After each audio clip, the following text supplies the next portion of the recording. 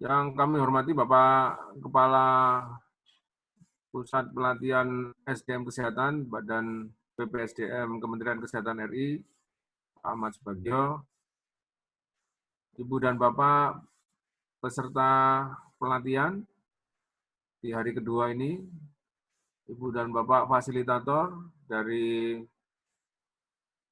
Bapelkes dan juga dari UGM. Assalamualaikum warahmatullahi wabarakatuh. Salam sehat untuk kita semua.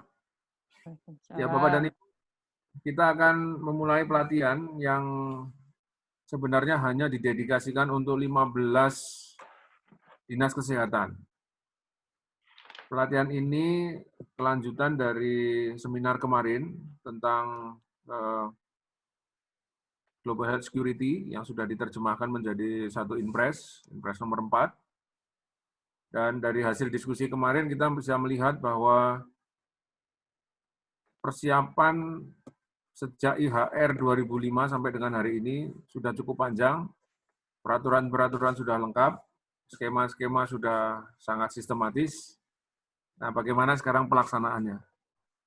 Nah, oleh karena itu, sebelum kita memulai acara, kami mohon kepada Bapak Kepala Pusat Pelatihan SDM Kesehatan untuk membuka pertemuan kita di hari kedua. Silakan kepada Pak Ahmad.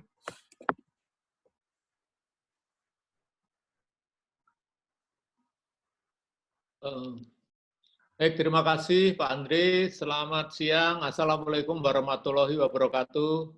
Pada Bapak Ibu sekalian dari Dinas Kesehatan dan dari tim UGM, Prof. Laksono dan kawan-kawan, Pak Andri, Bu Dona, dan yang lainnya, dan tentunya teman dari Balai Besar Pelatihan Kesehatan Jakarta, Pak Tri Nugroho dan kawan-kawan. Di sini ada Widya Iswara Utama, Bu Emri, dan ada yang lain belum gabung, mungkin nanti akan gabung. Kami singkat saja bahwa pelatihan ini atau workshop ini kami adakan sebetulnya sebagai media untuk saling belajar, Bapak Ibu sekalian. Nah, di sini difasilitasi oleh Bapak Ibu dari UGM. Jadi wabah atau pandemi ini sebetulnya kita merupakan yang baru, dan ini apabila kita punya komunikasi atau community ya, masyarakat untuk saling belajar, ini pengalaman-pengalaman dari dinas kesehatan, antar dinas kesehatan ini mudah-mudahan bisa mempermudah untuk penanggulangan mabah yang sedang kita alami ini.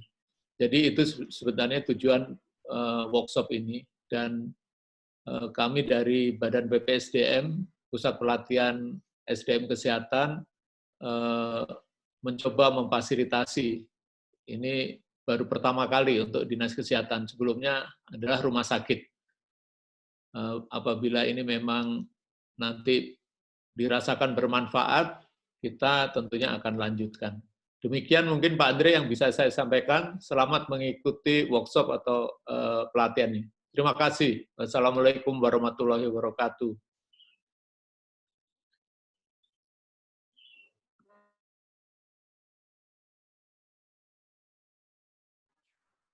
Baik, terima kasih Bapak Kapuslat. Jadi Ibu dan Bapak, pada pertemuan kita kali ini, kita betul-betul action oriented. Jadi semua konsep dan teori kami harapkan memang sudah dipahami. Materi-materi bisa diakses di website yang nanti staf kami akan masukkan di dalam chat group. Nanti Bapak dan Ibu bisa lihat. Tolong Mbak Evi bisa dimasukkan link website kita supaya Ibu dan Bapak semuanya bisa mengakses materi-materi yang kemarin sudah kita bahas. Dan pada siang hari ini kita akan menampilkan Dr. Belladonna dan Dr. Hendro Wartatmo untuk menjelaskan mengenai Incident Command System. Ini adalah satu instrumen yang sangat penting untuk menggerakkan sumber daya yang ada di dalam sistem kesehatan wilayah dalam upaya menghadapi pandemi. Kemudian setelah itu kita akan banyak berdiskusi Bapak dan Ibu, bagaimana mengembangkan rencana kontingensi dan rencana operasi dalam menghadapi COVID. Nanti sebelumnya Dr. Belladonna juga akan memaparkan supaya bisa lebih clear lagi. Dan kita akan banyak berdiskusi secara interaktif, waktunya cukup panjang, kita siapkan 1 jam lebih, ya.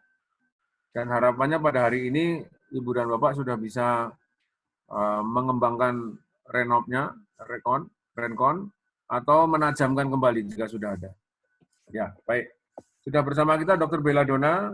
Dr. Belladonna adalah Kepala Divisi Bencana Kesehatan PKMK FKKMK UGM. Kami persilakan, Dr. Belladonna. Baik, terima kasih Pak Andre. Selamat siang Bapak Ibu semuanya. Jadi seperti yang sudah disampaikan oleh Pak Andre bahwa ini adalah semacam refreshing kepada Dinas Kesehatan untuk karena kita memang ini adalah pengalaman pertama buat kita untuk COVID. Nah, materinya Mas? Bukan. Ya.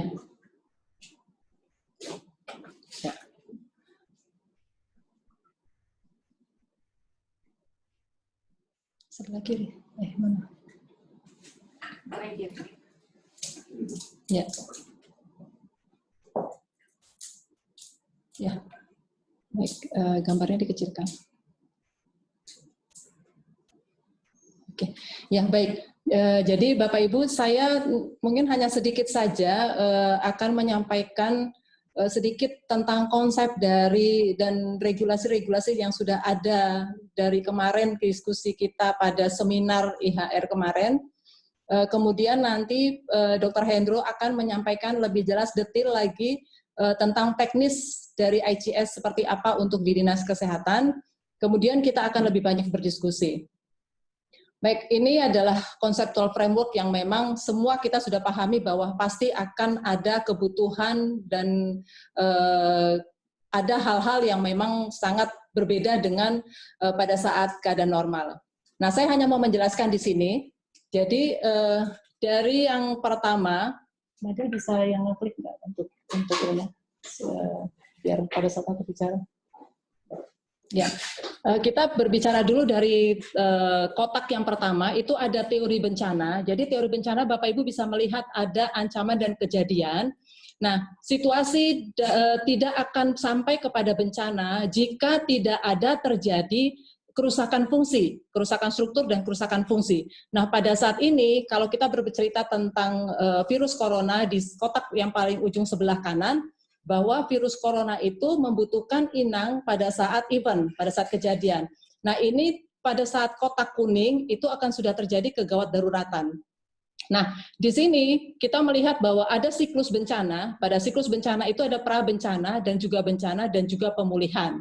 Kalau kita melihat dari Inpres nomor 4 yang mendasari untuk IHR dan juga National Action Plan Health Security, kemudian ada tools yang 19 area JEE, di sini akan terlihat bahwa ada pada pencegahan dan deteksi itu sama-sama, artinya ada hal-hal yang sudah harus kita siapkan lebih awal. Jadi untuk mencegah terjadinya pandemi ini, artinya laboratorium sudah disiapkan, kemudian surveillance-nya juga sudah disiapkan. Nah, kemarin ada pertanyaan, dengan adanya regulasi-regulasi ini semua, apakah ini bisa terimplementasikan dalam kepada Dinas Kesehatan atau bagaimana mengimplementasikannya. Nah, sebenarnya pada saat prabencana ataupun pada saat ancaman dan kejadian belum sampai kepada kotak-kotak kuning di sebelah kiri, ini masih di kotak yang warna hijau muda, itu kita sudah Bapak Ibu dari Dinas Kesehatan ini sudah menyiapkan rencana kesiapan dalam menanggulangi bencana pada saat masih pada saat situasi tenang. Jadi pada saat situasi tenang, rencana kontingensi ataukah itu Dinkes disaster plan ini sudah disiapkan pada masa-masa yang hijau ini. Semua hal-hal yang sudah harus kita siapkan, disinilah kita mulai menyiapkan semua yang kita butuhkan, baik itu dari Inpres, kemudian dari 19 JEE, dan kemudian kita melihat bahwa dalam penetapan status, kita lihat di kotak penetapan status, itu masih pada prabencana, itu masih semua program bekerja di masing-masing programnya. Nanti kita di sini bisa melihat bahwa masing-masing program sudah menyiapkan perencanaan terkait dengan apapun yang disebut oleh National Action Plan tadi itu disiapkan pada saat ini. Jadi penganggarannya pun sampai kepada penganggaran sudah disiapkan di sini. Nah, disinilah kita mulai menyiapkan semua yang disebut dengan rencana kontingensi, apakah itu Dinkes Disaster Plan, di sini disiapkan.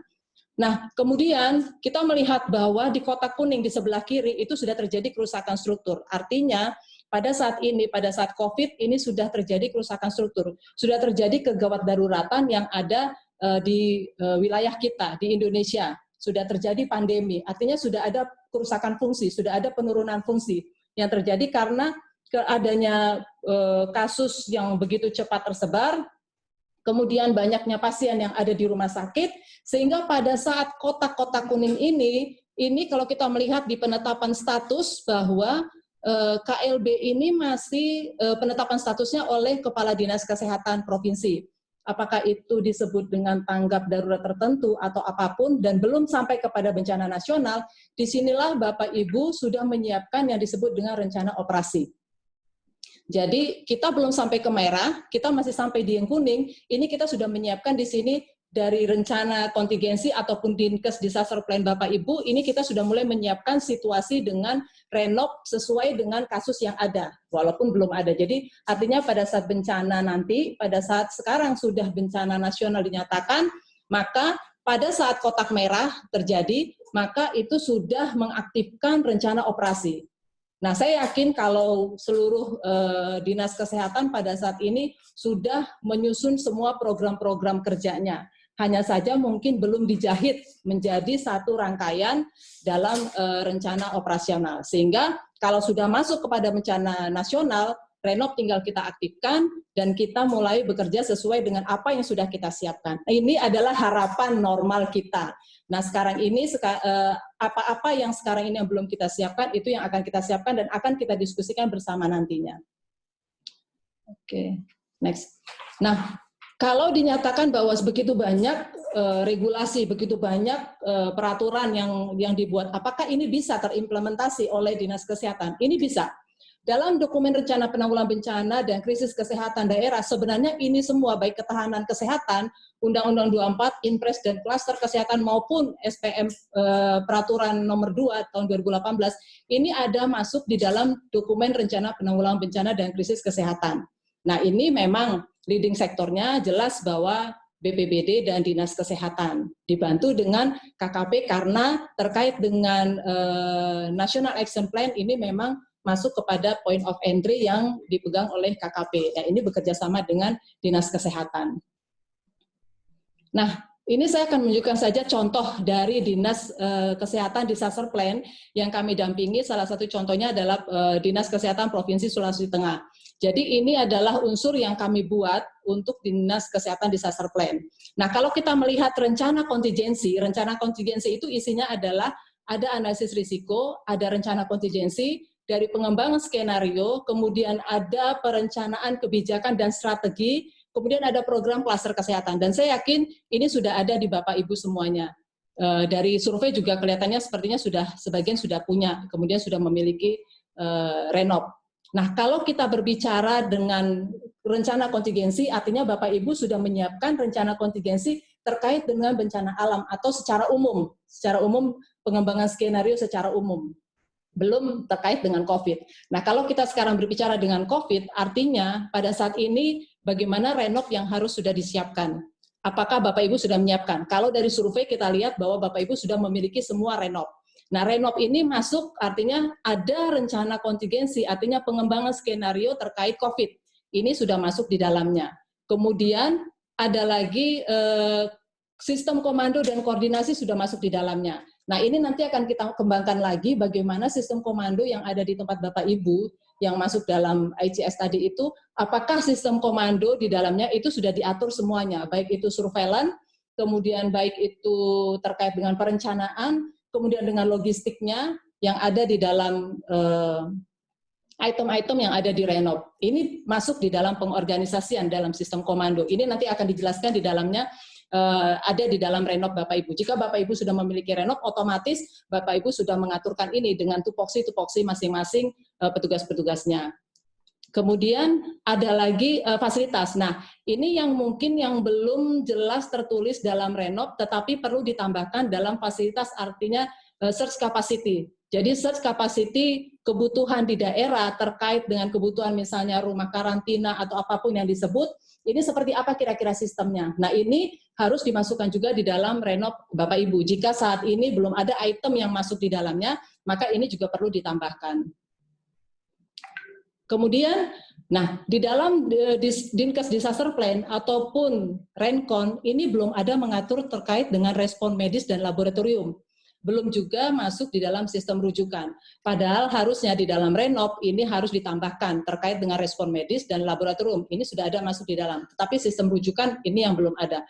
Jadi ini memang harus disiapkan saat ini dan juga terkait dengan prosedur untuk ancaman bencana spesifik. Nah, saat ini Renov Bapak Ibu ini bisa masuk dalam SPO-nya terkait dengan prosedur untuk ancaman bencana spesifik. Jadi spesifiknya adalah terkait dengan COVID. Nah, ini yang kami sampaikan bahwa semua regulasi yang ada sebenarnya itu bisa masuk di dalam ini. Kalau Bapak Ibu sudah memiliki rencana kontingensi, artinya Bapak Ibu sudah tahu bahwa kapan harus menyiapkan rencana kontingensi, kemudian kapan Bapak Ibu sudah harus menyiapkan Renov, dan kapan Bapak Ibu sudah mengaktifkan rencana operasi. Ini nanti akan kita bahas lebih rinci lagi terkait dengan pengorganisasian atau sistem komando apa-apa saja yang dibutuhkan yang akan disampaikan oleh Dr. Hendro. Saya hanya melihat bahwa ada kata quotes ya yang mengatakan bahwa problem yang ada pada respon itu lebih banyak bukan karena kita kekurangan tenaga atau kekurangan peralatan atau apapun, tetapi lebih kepada inadequate management. Jadi mungkin dari saya itu saja sebagai pembuka. Nanti kemudian Pak Hendro akan menyampaikan terkait dengan lebih teknisnya lagi. Begitu Pak Andre, dan mungkin kita akan membuka surveinya ya. Kita akan membuka survei yang sudah ada. Bisa dibuka surveinya.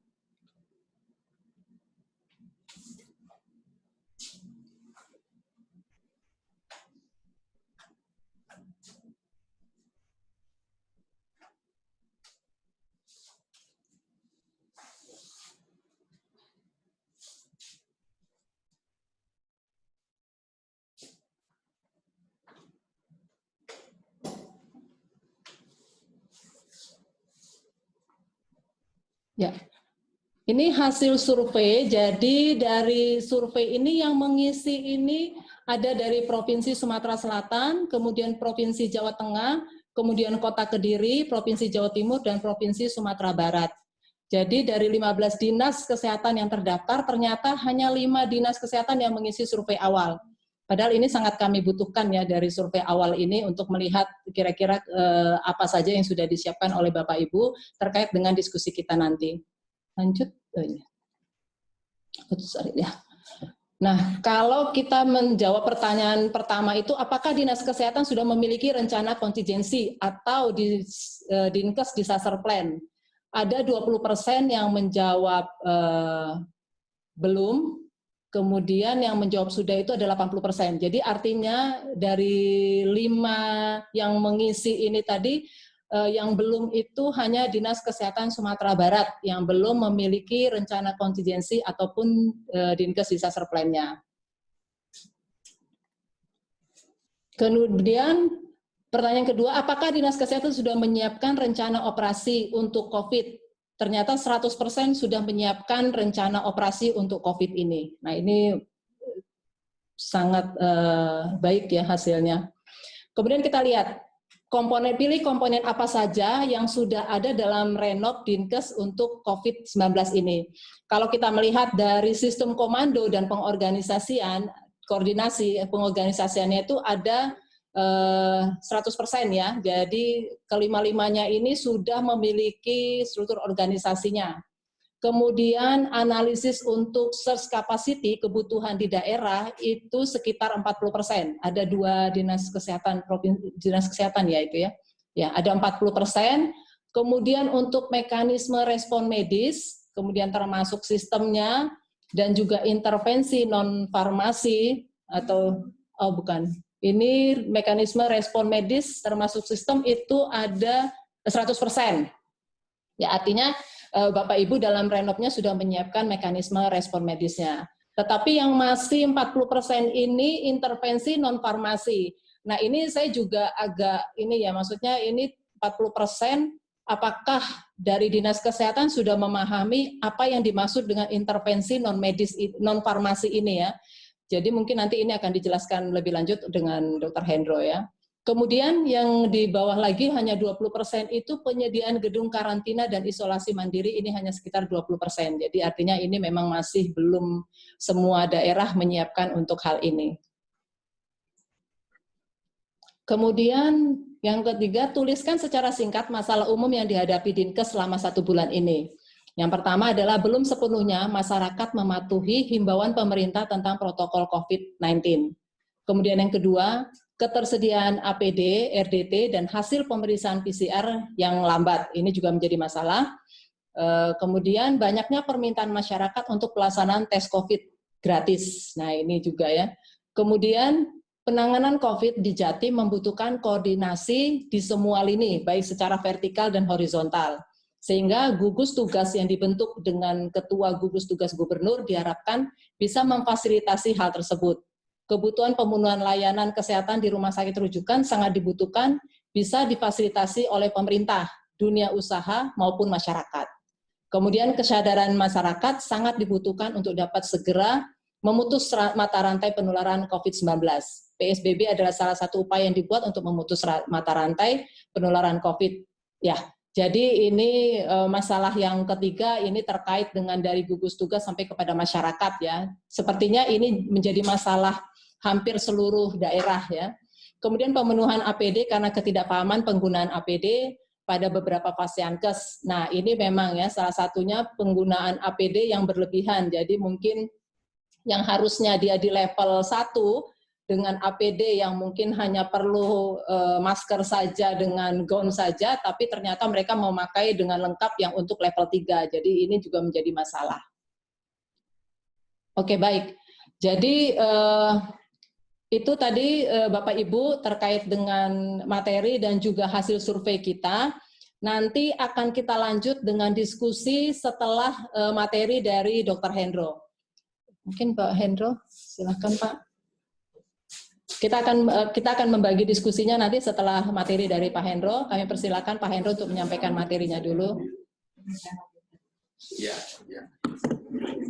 Ini Pak.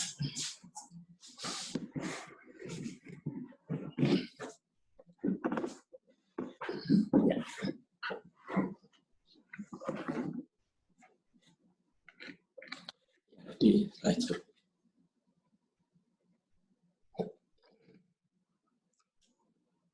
Ya, selamat siang semuanya. Selamat menunaikan ibadah puasa yang menunaikannya. Jadi saya tidak akan membicarakan detail dari yang sudah disampaikan Dr. Bella, tapi justru malah konsep di belakangnya itu apa itu. Jadi begini, kemarin kita sudah lihat ini apa? Ya, ini kan kemarin yang ada di slide itu ada kapasitas ini, ada 8 kapasitas yang harus dimiliki ya untuk menghadapi COVID ini, kemudian bahaya potensialnya apa, bagaimana kejadiannya dan sebagainya. Nah kemudian setelah selesai mendengar ini, kesimpulan saya sama Dr. Andri sama, dan sebenarnya sudah disampaikan juga sama oleh Dr. Subuh ya. Jadi ini mungkin ini tulisannya kurang S ya. Jadi closing remark dalam tanda petik itu, semua rencana menghadapi pandemi COVID itu sudah tertata dalam sistem yang terakreditir. Sudah disahkan WHO dan sebagainya, indikatornya ada, regulasinya ada, tapi di lapangan belum terimplementasi dengan baik. Ya mungkin karena itu baru disahkan Februari, COVID-nya datang Maret. Nah kemudian seperti yang disampaikan Pak Sbu kemarin, jadi kalau menghadapi situasi seperti ini, kita tidak usah bicara kenapa kok belum bisa berjalan baik, tetapi yang harus kita bicarakan bagaimana supaya ini berjalan. Jadi tidak kalau kenapa tidak berjalan sekarang, itu nantinya kita bicaranya kalau pas proses lesson learn, kalau COVID-nya sudah selesai aja. Nah kemudian ini hal yang harus dievaluasi oleh Dinas Kesehatan, kemarin sudah disampaikan ya, apakah transmisi penyakit sudah terkendali dan sebagainya. Nah ini kan semua juga ada indikatornya. Nah sehingga dalam waktu yang singkat ini saya akan sampaikan beberapa hal ya, untuk menyegarkan Dinas Kesehatan ya. Menurut Dinas untuk penanggulangan COVID itu harus bagaimana. Kemudian prinsip insiden command system itu sebagai konsep leadership-nya dan juga supaya bisa mengembangkan skenario-nya ini.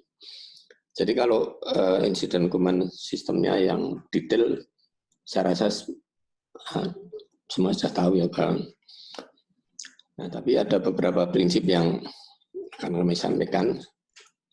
Ya, prinsip dalam ICS ya. Satu adalah networking. Kedua, unified command dan pengembangan skenario ini.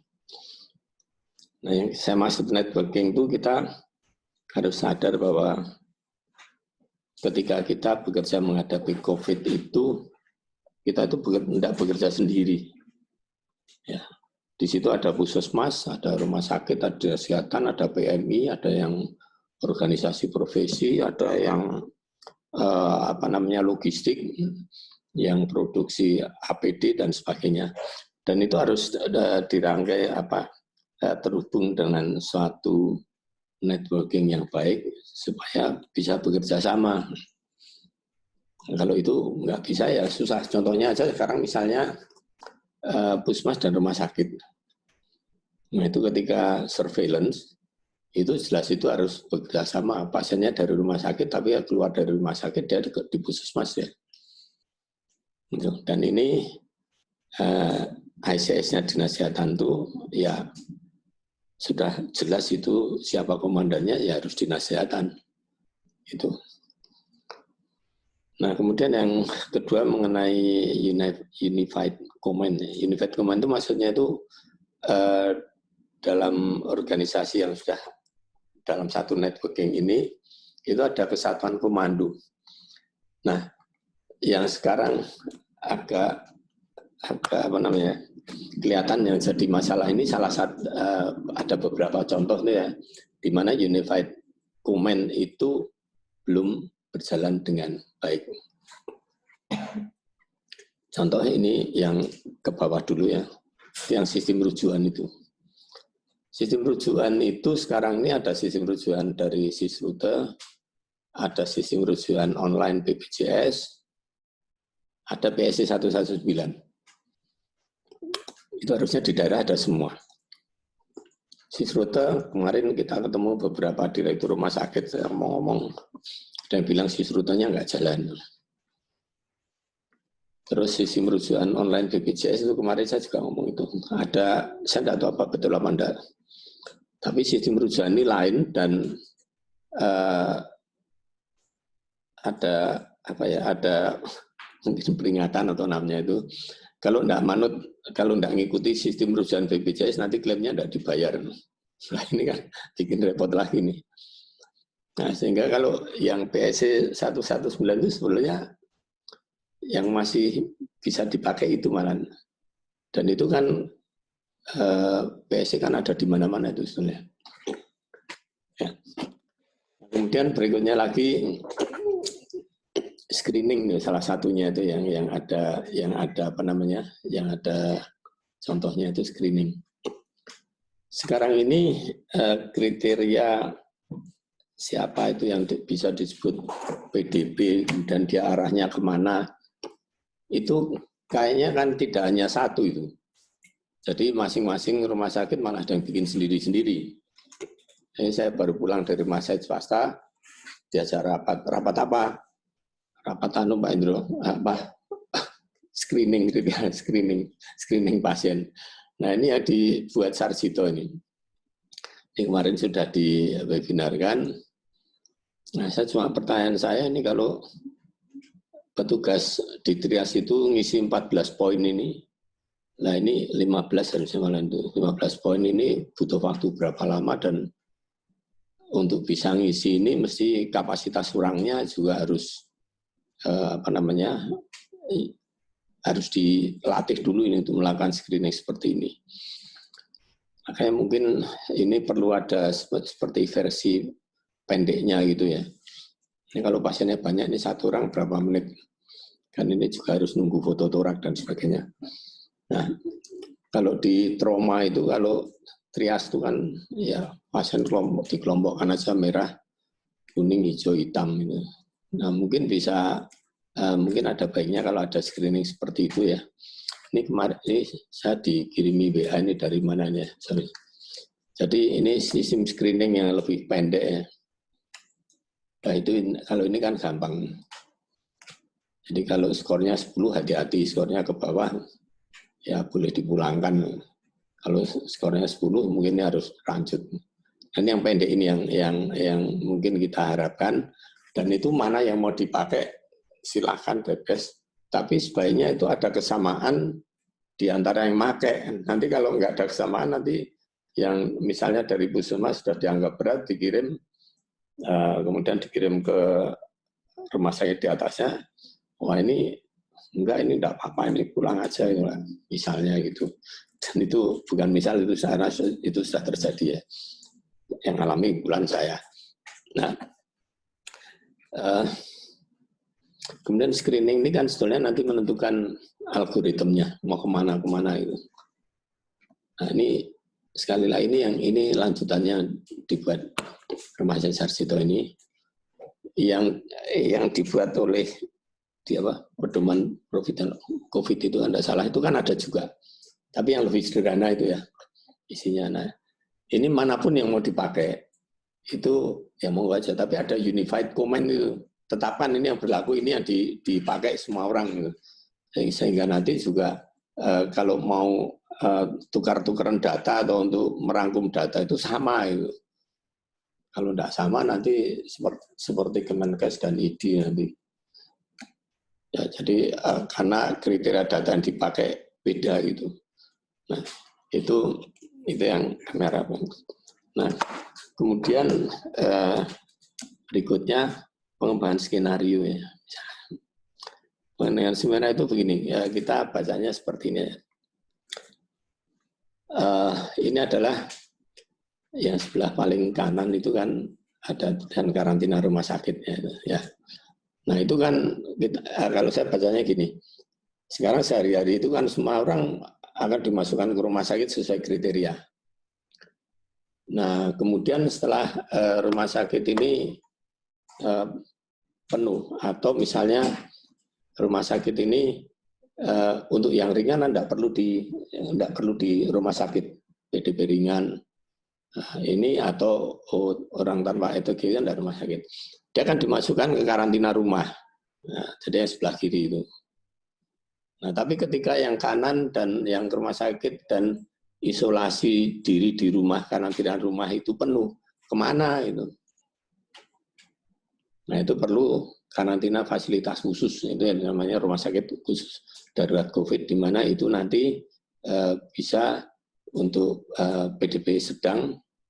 Kalau yang saya baca di sini ya itu kan PDP sedang, PDP ringan. Nah sekarang problemnya kapan itu harus didirikan? Kapan mulai itu didirikan fasilitas khusus rumah sakit darurat? Nah ini kan harus ada skenario yang dibuat oleh masing-masing wilayah. Kapan saya harus mendirikan ini? Itu namanya skenario-nya. Jadi skenario itu mungkin ini 2 bulan lagi atau katakanlah 1 minggu lagi ini kasusnya seperti ini, atau kok di lapangan sudah seperti sekarang ini. Ini mesti ini harus mulai dipikirkan untuk mempersiapkan rumah sakit khusus itu. Jangan nanti ketika pada waktunya dibutuhkan masih baru mau mengerjakan. Lebih baik sudah dibuat rumah sakit lapangannya, rumah sakit khususnya nggak ada pasiennya, daripada belum dibuat atau banyak. Jadi kan prinsipnya kan kita itu di bencana itu kan prepare for the worst, hope for the best gitu. Ya jadi bikin aja rumah sakit khusus, rumah sakit darurat COVID khusus dengan harapan tidak pernah diisi, lebih baik gitu ya. Itu yang saya harapkan gitu. Nah ini mengenai apa namanya pengembangan atau membuat skenario itu ada kasus menarik begini. Ini di Jogja ini. Tercatat ruang isolasi khusus untuk kasus kritis itu 13. Ruang isolasi tanpa ventilator itu ada 60, jumlah perawatan non kritis 180. Terus PDP maksimal per hari itu yang dirawat seluruhnya itu 150. Nah, kalau membaca ini terus belum perlu ini bikin rumah sakit lapang, rumah sakit COVID. Itu masih tertampung semua kok. Iya, itu di atas kertas. Tapi kenyataannya, loh, ternyata dengan situasi seperti ini ada penolakan pasien yang tidak terrecord secara resmi. Tapi kalau yang tidak resmi sampai masuk YouTube, ya, pasien yang ditolak ini. Nah ini kenapa ini? Nah, ini mestinya dianalisa. Ini kira-kira benar enggak ini dengan skenario jumlah pasien di tiap daerah kan sudah ada skenario jumlah pasien. Ini kira-kira cocok enggak ini? Sehingga dengan situasi seperti ini, itu mestinya tidak ada kesulitan dalam merawat PDP sedang harusnya. Ternyata ada. PDP berat mungkin, karena kalau 150 itu yang 70 PDP berat, ya tempat tidurnya 60 ya sudah kewalahan. Kalau yang ventilator itu sangat mungkin karena itu sangat sedikit. Walaupun yang berat itu, yang ventilator itu perkiraan berapa? 10% dari 10% toh? Kalau 10% kan itu sudah 15. Nah itu mungkin kalau yang berat mungkin harus sudah perlu ditingkatkan. Nah jadi kalau dengan seperti ini mungkin analisanya ya kapasitas yang tersedia itu tidak real itu. Atau mungkin ada perbedaan seleksi pasien atau mungkin ada hal lain. Nah itu yang perlu dianalisa supaya bisa mengembangkan skenario yang lebih baik. Itu saja yang bisa kami sampaikan. Terima kasih.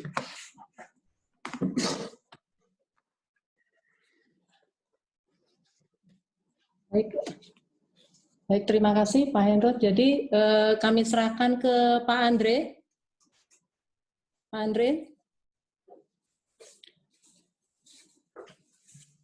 Jadi ada beberapa mungkin yang akan menjadi bahan diskusi kita, artinya persamaan persepsi terkait dengan kebutuhan renov dari Dinas Kesehatan, kemudian terkait dengan screeningnya sendiri, apakah ini mau disamakan persepsinya dengan semua Dinas Kesehatan, kemudian ada lagi terkait dengan kegiatan karantina yang mungkin kita bisa diskusikan, kemudian terkait dengan alur pemeriksaan rapid test, atau juga terkait dengan sistem komando yang ada di masing-masing Dinas Kesehatan, ini seperti apa kira-kira?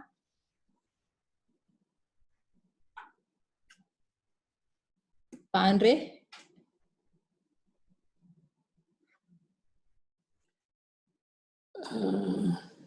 Ya. Pak Andre dari mana? Itu kira-kira dari 15 itu yang semua sudah punya pasien ya dari 15 itu. Sudah. Terima kasih Dr. Dona dan Dr. Hendro. Maaf ini tadi masih di mute oleh nggak tahu siapa. Ya. Bapak dan Ibu, mari kita diskusikan bahwa sebenarnya peraturan sudah ada, kemudian rencana operasional juga sudah ada. Berikutnya Bapak dan Ibu punya sumber daya, baik itu SDM, fasilitas pelayanan kesehatan, sampai dengan pendanaan. Nah, sekarang bagaimana kita bisa menggerakkan semua sumber daya ini, memobilisasi untuk menghadapi pandemi COVID. Baik, silakan Ibu dan Bapak, jika ada yang ingin disampaikan, kami persilahkan. Dari Jawa Timur. Dinas Kesehatan Jawa Timur ada? Dinas Kesehatan Jawa Timur? Ada. Silakan Bapak dan Ibu. Saya tanya kalau ya. Prof. Laksono, silakan. Ya, kita sudah meng-unmute semuanya, Bapak Ibu, silakan dari Dinas Kesehatan Jawa Timur mungkin. Ya, itu enggak. Halo. Ya, silakan. Tolong yang lain di-unmute biar Dinas Kesehatan Jawa Timur. Oke. Silakan. Baik. Terima kasih. Ada banyak hal masukan. Ini yang ingin kami tanyakan ada satu hal terkait dengan kesiapan kabupaten kota apabila kita melihat prediksi kasus yang mungkin dalam beberapa waktu ini belum ada tanda-tanda menurun, bagaimana kita mengantisipasi untuk ketersediaan tenaga. Itu saya kira perlu ada satu terobosan, meskipun kita sudah melakukan ada upaya pemenuhan, tapi juga ada hal-hal lain, misalnya terkait dengan relawan. Nah ini kadang-kadang juga membutuhkan satu regulasi yang bersifat teknis operasional yang ada di lapangan, utamanya di kabupaten kota.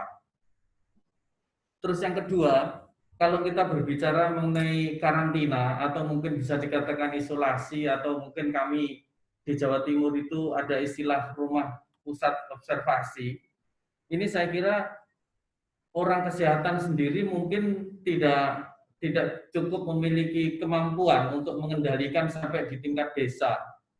Karena bicara tentang observasi yang waktunya juga cukup lama, saya kira 10 hari atau mungkin lebih sampai 14 hari itu, ini bicara mengenai aman pangan, ini saya kira yang tidak mudah, serta juga penyediaan dari sarana fasilitas yang ada.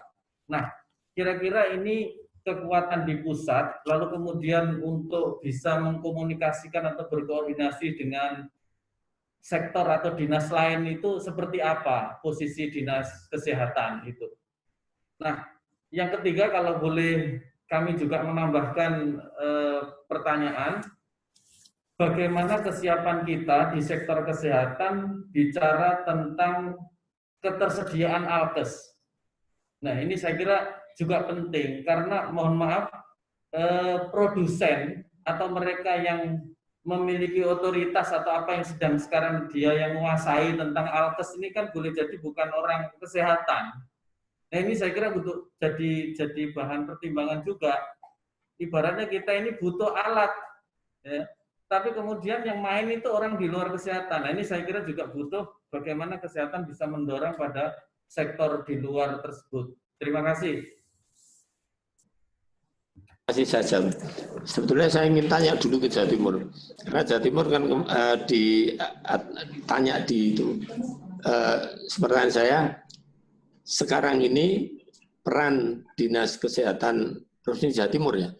Provinsi Jawa Timur itu di dalam gugus tugas COVID di Jawa Timur di mana itu? Saya ingin tahu aja dulu. Awal-awalnya kita dari SK atau keputusan gubernur itu kita sebagai koordinator. Tapi kemudian dalam gugus tugas ini, dalam strukturnya, ketua gugus tugas ini kan Ibu Gubernur. Kemudian di kesehatan sendiri itu sebagai koordinator operasional. Itu dalam SK kita. Dan memang dalam pelaksanaannya pun, kalau dilihat dari aspek operasional, kita juga sudah menjalankan komunikasi dengan antar sektor yang ada. Bahkan kita punya posko yang ada di rumah jabatan di kantor gubernur. Ya, baik. Jadi jawab yang nomor 3 dulu, karena kalau struktur itu jalan. Nah, sekarang masalahnya ada jumlah atau petunjuk, istilahnya apa? SOP. SOP Tupoksi. apa ya? Petunjuknya di dalam struktur ini komunikasi antar unit di dalam struktur itu ada nggak? Jadi kan di ICS itu ada 3 yang harus disiapkan dalam struktur organisasi itu harus mencakup 3 hal ini. Satu adalah pembagian tugas. Sudah ya, Dinas Kesehatan tugasnya koordinator seksi operasional. Kemudian misalnya aja bagian apalagi yang di sini ya, misalnya keamanan siapa gitu. Itu kan sudah dibagi, itu biasanya sudah bagus. Nah, cuman kedua yang mengenai komunikasi itu, ini Dinas Kesehatan ini kalau kehabisan logistik APD, mintanya ke siapa? Ada nggak di situ? Ya. Nah, itu adalah komunikasi antar unit di dalam organisasi itu. Sudah ada belum? Kalau bicara mengenai logistik, jadi di Jawa Timur ini koordinatornya itu secara total, karena ini merupakan bencana nasional, itu ada di Badan Bencana Daerah. Sedangkan di Dinas Kesehatan ini semacam sebagai sub dari seluruh logistik yang ada. Nah, makanya pertanyaan saya, itu ada nggak tupoksinya untuk supaya kedua unit kerja ini kalau mau berkomunikasi bagaimana itu? Ada, kita punya komunikasi, bahkan kita punya namanya posko induk itu merupakan gabungan dari seluruh sektor. Bukan komunikasi itu bukan komunikasi begini, tapi komunikasi itu aturan misalnya begini. Kalau Dinas Kesehatan setiap hari melaporkan ketersediaan APD, kalau ketersediaan APD diperkirakan kurang dari 2 hari, itu kan bisa dihitung tuh APD-nya itu. Maka ada setiap hari kita membuat rilis yang seperti itu, yang kemudian kita komunikasikan dengan. Kalau ada mestinya tidak masalah dong. Kalau ada mestinya tidak masalah, apakah logistiknya itu dipegang orang kesehatan atau tidak? Harusnya tidak ada masalah. Maksud saya begini Bapak, jadi di kami sendiri ini, beberapa hal ini kan tidak bisa langsung mengeksekusi secara cepat. Yang memiliki barang ini kan ada di luar Bapak. Artinya maksud saya itu, katakanlah swasta lah produsen itu. Ya. Jadi kita kan harus menunggu waktu itu juga gitu maksud kami. Betul. Apakah ada regulasi dari tingkat pusat gitu? Enggak, betul. Makanya itu kalau menurut saya yang ngurusi bagian logistik. Enggak usah Dinas Kesehatan pusing kalau itu. Jadi Dinas Kesehatan terima jadi aja, terima APD-nya aja. Kalau ada pembagian tugas yang baik seperti itu. Jadi Dinas Kesehatan terima aja kalau tupoksinya mengatakan seperti itu gitu. Karena kalau Dinas Kesehatan itu mau memikirkan nih APD-nya belinya di mana ya repot. Nah, ini itu. Makanya jadi maksud kami kalau misalnya ini kan juga butuh ya, kita NKRI kadang-kala juga masih kita ini kan dari pusat itu patronnya kayak apa kan gitu ya. Nah, ya, kalau misalnya kasus tentang APD misalnya. Nah, secara teknis sebenarnya ini nanti akan kembali tupoksinya untuk bicara tentang alkes, tentang APD yang lebih tahu kan orang kesehatan. Ya. Oke, kalau di dalam SK itu tadi itu ada di Badan Bencana yang akan mengelola secara utuh tentang logistik. Tapi realita yang kami maksudkan ketersediaan APD yang kemudian itu produsennya itu adalah orang yang di luar dari kendali kesehatan ini loh. Yang maksud kami dari tingkat pusat itu juga perlu ada intervensi gitu maksud kami supaya kami juga bisa lebih mudah gitu Bapak. Ya, saya mengerti karena di sini juga seperti itu. Tapi maksud saya begini, yang Dinas Kesehatan itu duduk aja di seksi logistik supaya bisa ikut mikirkan gitu. Jadi Dinas Kesehatannya kan seksi operasional. Ya. Nah, tapi ada orang Dinas Kesehatan, ada orang kesehatan yang duduk di seksi logistik. Gitu. Jadi dia bekerjanya di seksi logistik. Ya. Itu jawabannya seperti itu. Seperti di sini begini. Di sini itu ada Sonjo. Sonjo itu sambatan orang Jogja. Itu relawan. Nah, kemudian dia bilang di grup WA-nya itu, wah ini kita mengusahakan APD dari sini terus kita tanya itu nyalurkannya di mana? Dia bilang nanti akan kita salurkan semua satu pintu di Jogja ini. Nah, sekarang ini sudah ada yang rumah sakit yang punya kedekatan dengan Sonjo dapat duluan. Nah, itu nanti tidak bisa, nanti akan disalurkan lewat satu pintu. Nah, itu yang maksud saya itu yang termasuk unified command itu. Ya. Ya, tadi yang kemudian yang kedua masalah SDM, kurang SDM. Memang betul, kalau relawan yang non medis itu mungkin nggak terlalu masalah, cari relawan aja. Jadi misalnya relawan untuk kebersihan apa sudah itu enggak, mungkin bisa ya. Tapi kalau relawan medis itu kan perlu STR, SIP, pokoknya surat izin kerjanya, itu kan jadi masalah. Nah, kalau kemarin kami bicara di Dinas Kesehatan Jogja, konon katanya itu bisa dibicarakan. Jadi seperti dibuat SIP darurat, itu yang mesti harus dipikirkan memang. Karena dia harus punya kompetensi tertentu untuk melakukan ini. Dan kalau di kami ya, kalau perawat itu pikirkan aja ini bisa dari stikes atau bisa dari sekolah-sekolah yang lain. Kalau yang dari kedokteran medis mungkin ini bisa memanfaatkan dokter intensif. Ya, dokter intensif kan cukup banyak. Nah, kemudian yang ketiga mengenai karantina.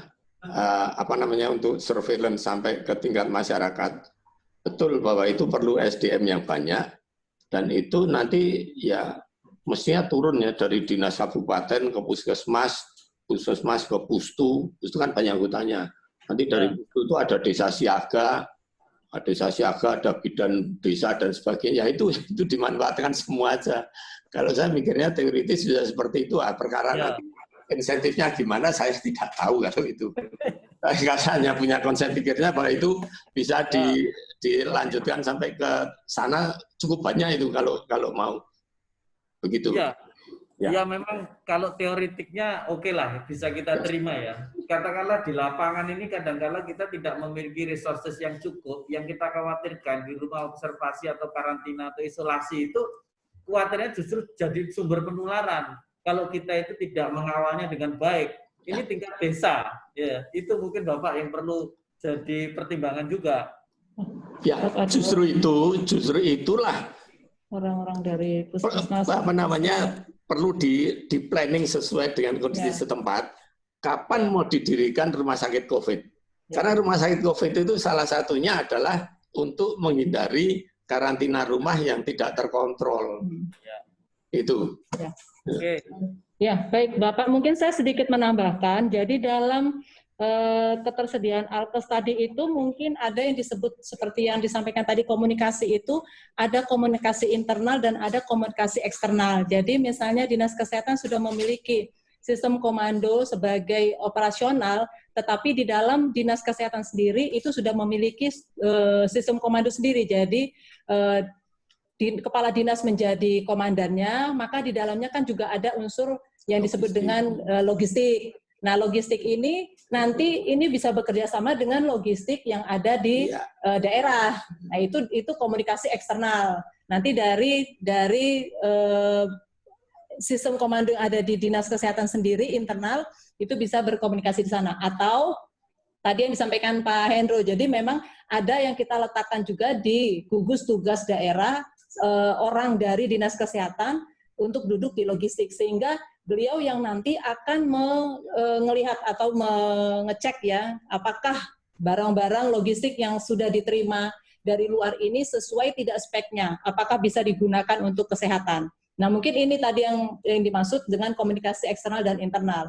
Begitu juga untuk SDM, kebutuhan SDM, ini juga ada diaturkan di dalam misalnya perencanaan di sistem pengorganisasian di Dinas Kesehatan sendiri. Artinya sudah merencanakan kalau misalnya, jadi ini yang tadi disebut bahwa Bapak Ibu sudah punya Renkon ataupun Dinas Kesehatan Disaster Plan, kemudian renopnya itu di dalam renopnya itu diaturkan bahwa kekurangan SDM ini akan diambil di mana. Kemudian rumah-rumah karantina yang ada di desa, siapa yang akan mengatur di sana? Apakah dari puskesmas setempat yang memiliki daerah, memiliki wilayahnya, itu bisa mengatur atau menjaga, melihat kondisi dari rumah karantina itu apakah sudah sesuai atau tidak. Sehingga itu memang sudah tertulis di dalam kebutuhan perencanaan-perencanaan Bapak Ibu yang ada di Dinas Kesehatan. Mungkin itu yang sedikit saya tambahkan.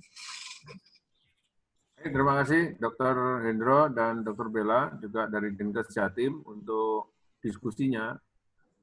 Ya, sebenarnya untuk SDM ini Bapak dan Ibu kita punya banyak dokter kalau di Jawa Timur ya. Di Surabaya juga luar biasa, banyak sekali. Kemarin diskusi dengan Abdi dan juga PDPI, mereka mengatakan bahwa semua anggota penyakit dalam dan dokter paru itu sebenarnya sudah ditugaskan menjadi kolaborator semesta. Nah, jadi nanti tinggal dari Dinas Kesehatan sebenarnya untuk menerbitkan surat SK saja ya. SK untuk menugaskan mereka misalnya dari rumah sakit A bisa pindah ke rumah sakit B. Kalau dalam situasi bencana sangat memungkinkan, tergantung dari dinas ya. Semuanya sangat dikendalikan oleh dinas sebenarnya. Oke, ada yang ingin disampaikan Bapak dari, ya silakan Pak. Dari Sumsel. Dari mana? Itu dia jawab yang kita maksud. Mungkin kurang keras. Di luar tadi. Dari Provinsi Sumatera Selatan. Di unmute dulu, yang lain di mute. Dinkes Jatimnya di, ya oke. Dari Sumatera Sulawesi itu yang udah kok Sulawesi yang baju merah. Sumatera Selatan, Mbak. Oh, Sumatera Selatan. Terima kasih. Assalamualaikum, Bu. Pak. Waalaikumsalam. Suaranya enggak? Ya, jadi ingat nggak kan saya? Masih lupa. Selama kita nggak ketemu, Pak. Jadi kami Sumatera Selatan ini, Pak, kasus COVID-19. Suaranya kurang jelas, Bapak. Mohon maaf, suaranya kurang jelas. Mic-nya mungkin didekatkan lagi, Pak. Halo? Ya. Ya. Ya, Bu, kami di Sumatera Selatan, COVID-19 ini yang positif baru 93 kasus. Jadi kita di Provinsi Sumatera Selatan ini kan sudah ada rencana contingency disaster plan. Namun demikian, dalam pembuatan renov ini, kami kira kalau Dinas Kesehatan saja yang membuat, saya rasa tidak bisa, Pak, karena ini ada koordinasi dengan berbagai sektor. Kami sudah punya SK COVID-19, yaitu yang diketuai oleh Kepala BPJT dan Dinas Kesehatan sebagai wakil. Namun demikian, masalah segala bentuk kesehatan itu diserahkan kepada kesehatan, tapi logistik itu diserahkan kepada BPBD. Sedangkan juga kalau kita mau beli alat-alat kesehatan itu agak susah, Pak. Terutama untuk di Sumsel itu tidak ada yang jualan alat itu. Jadi kita selalu bergantung ke Jakarta. Kemudian Pak, rumah sakit kami juga sudah punya, Pak. Jadi rumah sakit sehat kami namanya di Wisma Atlet Kabaring kita buat. Jadi kami senang sekali kalau Ibu, Bapak bisa membantu kami membuat rencana operasi ini, karena ini sangat bermanfaat bagi kami, terutama dalam hal perencanaan, penggunaan. Sudah itu yang kedua pertanyaan kami, apakah pembuatan rencana operasi ini jumlah kasusnya kalau seperti kami hanya 93, dan sementara ini dalam 2 hari 3 hari ini kasusnya sudah mulai meredah. Kemarin aja minggu belakang yang baru gede. Apakah kami pembuatannya walaupun sedikit tetap kami laksanakan pembuatan rencana operasi atau bagaimana? Yang keempat, yang ketiga, Bapak Ibu sekalian, amati, kami dalam komando ini, Pak. Jadi komando ini memang benar kata Jawa Timur sangat susah, Pak. Apalagi dalam hal di kita sama kita sendiri lagi susah, apalagi sama-sama lintas sektor, apalagi lintas program lagi susah, apalagi lintas sektor. Jadi gimana caranya supaya pelanggaran ini cepat selesai, jadi kami mendapatkan solusi yang terbaik dalam pembuatan urgensi ini. Terima kasih, itu saja, Bu. Assalamualaikum warahmatullahi wabarakatuh. Ya, jadi begini Pak, kalau boleh saya tanya, ini Sumatera Selatan ya, itu skenario-nya dalam puncak nanti pasiennya ada berapa Pak? 93 Pak. Tapi enggak, itu kan sekarang, ini kan sekarang. Ya. Skenario-nya Jadi kira-kira nanti pada puncaknya 2 minggu atau dalam waktu sebulan yang akan datang itu kira-kira berapa? Kalau melihat perkiraan Pak, karena di 17 provinsi ada 2 provinsi merah yang ada penguatan tempat, ada 2 provinsi, 2 kabupaten kota. Dari kabupaten kota ada 2 kabupaten kota yang sudah merah. Perkiraan kami puncaknya 3 minggu, 2 minggu atau 3 minggu lagi. Jumlahnya berapa? Jumlah penderita diperkirakan jadi berapa? Sudah diperhitungkan kira-kira dalam puncak itu berapa jumlah penderita yang akan ada? Belum kami hitung, Bu. Oke. Nah, jadi gini, itu yang tadi saya sampaikan menyusun skenario tadi. Ya. Nah, jadi kalau di Sumatera Selatan orangnya kurang, tapi harusnya enggak ya, di setiap saat di semua tempat kan ada epidemiologi klinik ya, ada orang epidemiologi klinis, minta dia nyusun. Kalau enggak itu ya mungkin dia data nasional mungkin bisa itu. Saya sendiri bukan orang epidemiologi, tapi intinya gitu. Kita itu menyusun skenario, ya. Kita menyusun skenario. Sumatera Selatan kira-kira 3 minggu lagi atau 1 bulan lagi ada berapa kasus. Kemudian fasilitas di Sumatera Selatan itu semuanya berapa? Cukup enggak? Kalau enggak cukup, nanti kira-kira mau ditambahkan di mana? Itu namanya skenario itu. Nah, kalau memang bahwa Sumatera Selatan berpikir itu tidak bisa menghadapi sendiri, ya nggak apa-apa, panggil konsultan aja. Karena itu harus dibuat itu skenario itu, supaya kita tidak kelabakan. Ya, jadi perkara nanti seperti tadi saya sampaikan, udah disiap-siapkan ternyata nggak ada ya malah syukur loh.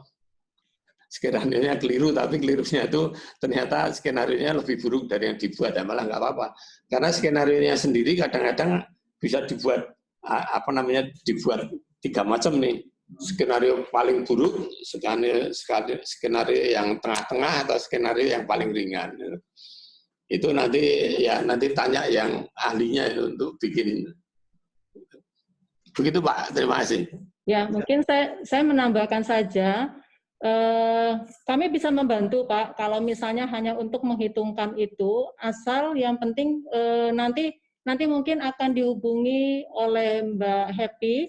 Artinya kami butuh data jumlah penduduk yang ada di Palembang, di Sumatera Selatan, sehingga kita bisa menghitung kira-kira kebutuhan atau puncak pandeminya itu nanti kemungkinannya ada berapa penderita di Sumatera Selatan.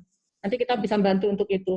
Jadi memang, kalau Bapak Ibu tidak menyusun rencana operasi, artinya kontingensi Bapak Ibu, ini akan menyulitkan Bapak Ibu untuk melakukan rencana-rencana ke depannya. Karena saat ini kan memang sudah ada dua kabupaten yang merah. Nah, dengan 2 kabupaten yang merah, otomatis kan ada hal-hal yang harus disiapkan. Jadi memang harus disiapkan, Pak, rencana operasinya. Ya. Bu, kemana kami nanya, Bu?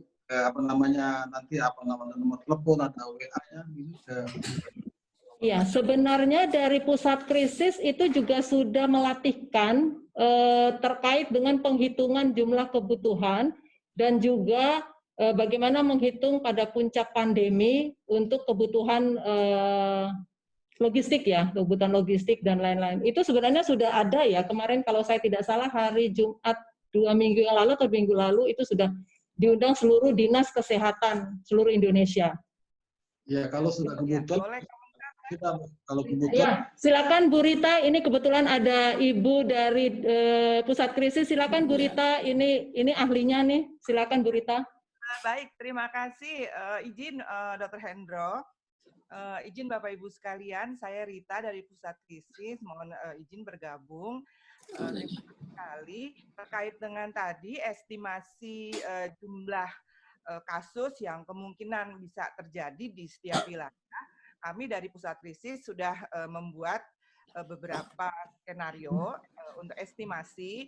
Kami menggunakan estimasi attack rate atau angka serangan itu 3,6%. Jadi sampai dengan pada bulan Desember itu kami sudah memperkirakan berapa jumlah kasusnya, dan kalau teman-teman dari seluruh provinsi ingin tahu berapa estimasinya, kita punya angkanya. Nah, itu semua adalah estimasi yang kita buat dibantu dari WHO. Jadi seluruh dunia menggunakan alat yang sama, tools yang sama untuk memperkirakan jumlah kasus. Jadi angka serangan Indonesia itu diperkirakan 3,6%. Kemudian kemudian saya juga merespon beberapa pertanyaan tadi. Mohon izin Pak Hendro, kebetulan Kepala Pusat Krisis di sini menjadi koordinator untuk logistik di Gugas. Jadi artinya teman-teman, karena begini, untuk melengkapi semua logistik terutama APD yang memang kita butuhkan, kita tidak mungkin membeli atau mengadakan sesuatu tanpa adanya data. Sehingga data estimasi itu, nah, saat ini saat ini saya kira beberapa provinsi di Indonesia memang belum bisa untuk mengadakan sendiri. Karena apa? Karena memang banyak sekali rekanan-rekanan yang masih ditarik ke pusat untuk pengadaannya, baik menggunakan alokasi DSP dari BNPB maupun dari sumbangan-sumbangan masyarakat. Tetapi yang harus diingat adalah untuk kebutuhan kesehatan kita tentu punya standar. Ya, jadi walaupun saat ini banyak rumahan-rumahan yang sudah membuat APD, tetapi untuk di ring 1 yang langsung berhadapan dengan pasien, saya kira memang menggunakan standar yang baik. Dan standar yang baik itu masih sebagian besar dikuasai oleh pengadaannya dari BNPB, yang kebetulan kami dari Pusat Krisis itu mendistribusikannya seluruh Indonesia. Mungkin teman-teman di provinsi-provinsi di sini banyak yang masih kami berikan, baik itu dari BNPB, dari dana DSP, kemudian dari sumbangan masyarakat, dari BUMN, kemudian ada juga yang memang kami adakan sendiri dari pusat. Termasuk juga nanti dalam waktu dekat kami juga akan mendistribusikan ventilator sampai kantung jenazah juga kita adakan. Nah, kemudian satu lagi tadi yang disampaikan adalah mengenai karantina. Teman-teman boleh merujuk terkait dengan adanya PSBB. Di situ saya kira lengkap sekali di dalam keputusan Menteri Kesehatan nomor 9 tahun 2020. Itu tentang PSBB. Jadi kalau memang PSBB diberlakukan, maka apa saja konsekuensi dari daerah yang harus diberikan oleh daerah kepada masyarakatnya, itu saya kira lengkap di situ. Jadi tidak sembarangan daerah itu memberlakukan PSBB. Karena terutama ketersediaan pangan di daerah itu harus cukup. Kemudian satu lagi terkait dengan koordinasi dan koordinator, saya rasa memang itu tidak bisa dilakukan oleh kesehatan saja, dinas kesehatan saja, maka itu diangkat di dalam Gugas. Ya, Gugas itu saya kira komposisinya dari berbagai macam sektor sehingga bisa. Saya kira demikian Mbak Bella, Dr. Hendro. Ya. Baik, terima kasih Bu Rita. Jadi artinya jelas ya bahwa memang untuk penghitungan itu sudah ada, dan khususnya untuk ring 1, artinya ring 1 ini maksudnya adalah rumah sakit rujukan yang ini ya Bu ya? Bukan, ring 1 itu orang yang langsung ketemu pasien.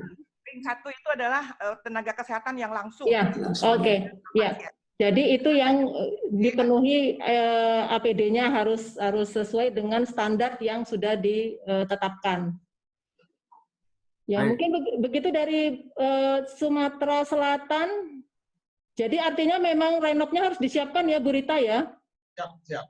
Betul sekali Mbak, kalau memang RenOps-nya mau di-share, saya kebetulan ada RenOps yang edisi pertama, itu cukup lengkap ya.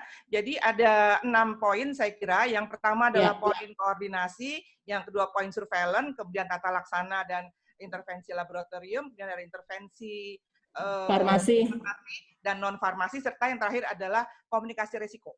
Jadi lengkap itu baik di masa kesiapsiagaan, tanggap darurat, siaga darurat, dan rehabilitasi. Jadi demikian.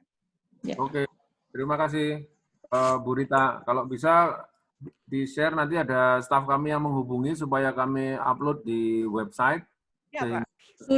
Sudah kita upload Pak Andre? Oke. Sudah. Saya yang Ya, Bapak dan Ibu, semua materi ada di dalam website. Nanti websitenya akan ditampilkan di grup chat oleh Mbak Evi ya. Nanti Bapak dan Ibu bisa lihat lagi. Jadi setiap ada 10 chat, nanti di bawahnya pasti akan kami ulangi lagi untuk website sehingga Bapak dan Ibu bisa yang ketinggalan bisa melihat di mana link website itu untuk diakses.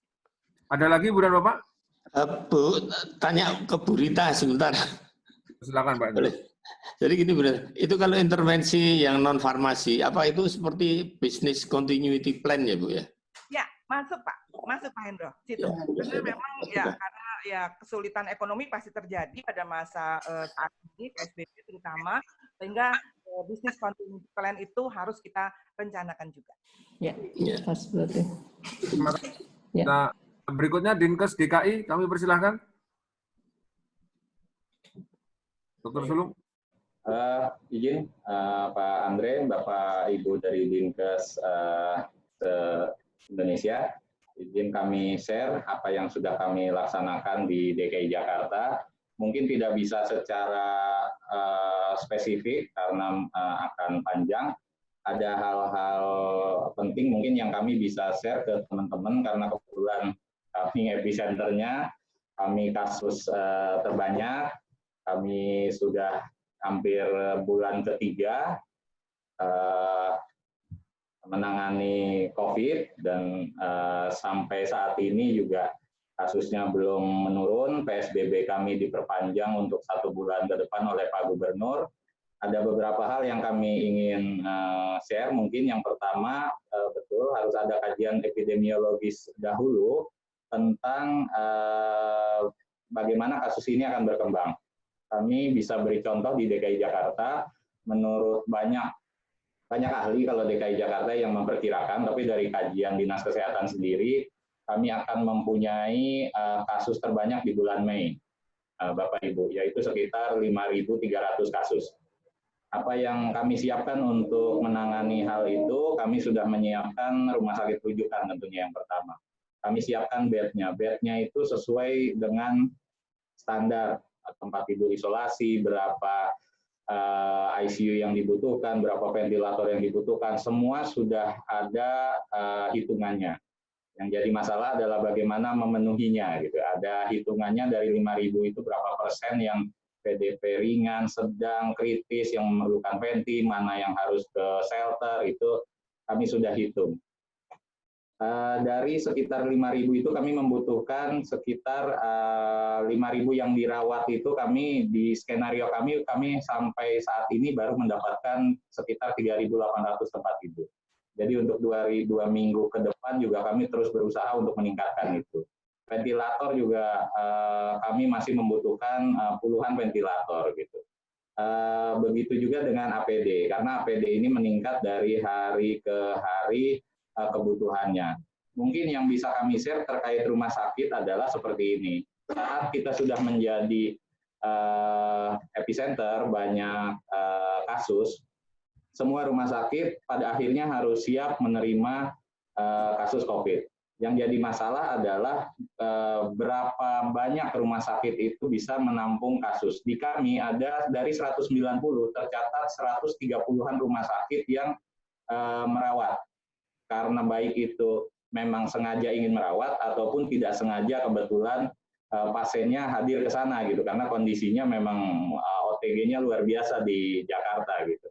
Nah, kami buat strategi dengan Kementerian Kesehatan waktu itu, kami cek seluruh rumah sakit kesiapannya seperti apa. Jadi ada rumah sakit rujukan yang ditetapkan oleh Kemkes, 8 itu ada rumah sakit yang ditetapkan oleh Gubernur dengan keputusan Gubernur. Kami punya 7, tapi 2-nya irisan karena RSUD, jadi tambah 5, 13 rumah sakit rujukan, dan kami tetapkan sekitar 45 rumah sakit, kami beri nama jejaring. Jadi rumah sakit jejaring itu pengertiannya yang punya bed harus lebih dari 10, baru itu kami rekomendasikan merawat.